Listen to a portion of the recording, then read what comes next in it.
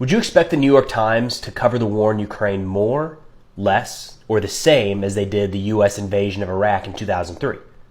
Time's up. I don't know why I said that. But the answer is more. A lot more. A recent analysis by fair.org looked at total number of articles in the New York Times during the second full month of each war. So for Ukraine, that was April 2022. For Iraq, May 2003. They found that during each respective period of time, 44% of all front page articles focused on Ukraine compared to 18% that focused on Iraq. And if you look at the top of the front page, kind of the biggest headline of the day, 75% focused on Ukraine against 25% for Iraq. There's a lot of holes you could poke in this. It's only looking at the New York Times, only looking at the front page, and newspapers and the way people consume news has changed a lot over the last 20 years.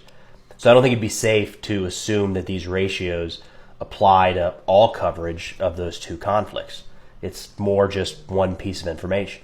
I know opinions on the war in Iraq have changed quite a bit over time, but in May 2003, there was a Gallup poll that showed 79% of respondents believed the war was justified. This wasn't like a secret conflict. The American public, generally speaking, were behind it. So to me, that would mean more coverage in the New York Times. I mean, they're trying to sell newspapers. I would expect for articles about Iraq to die down over time, especially when it became clear there was a mounting insurgency and that this wouldn't be a quick war, but not in May 2003. At that point, the war was still going relatively according to plan. On the other hand, maybe the takeaway isn't a lack of coverage for the Iraq war, but more overwhelming volume of articles focused on Ukraine.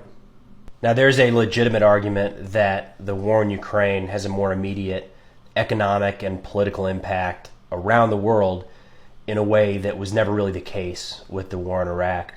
But I guess given that U.S. troops were dying in Iraq and not in Ukraine, I would have expected the coverage from a U.S. newspaper to have been a little closer to equal.